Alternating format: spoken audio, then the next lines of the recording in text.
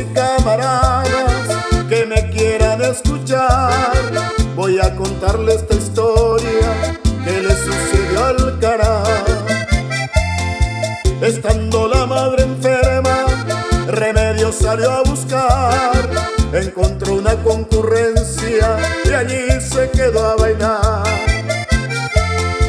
Bailando estaba el Cará con la guayna más mejor, cuando se le acercó un amigo y le dijo con dolor: Anish amigo Carao, anivere quiero que Arun debe la noticia de su o manojahue.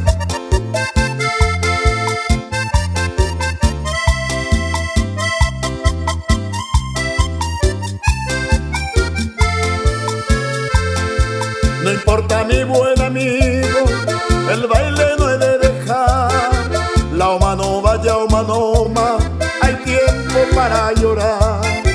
Cansada al fin de bailar, vio que brillaba la aurora y le dijo a su buenita: vamos poco y canderoga.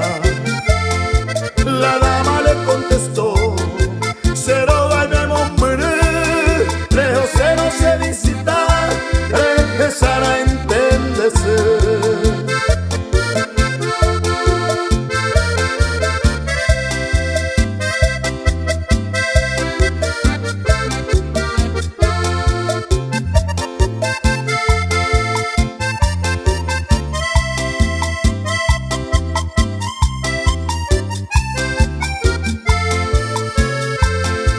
Márate para caer, deixa y te sacata, eta y te ayero que allá he coma eran güey, coan acá tu ajama a vivir en los esteros, upepe canto a moine, para siempre no te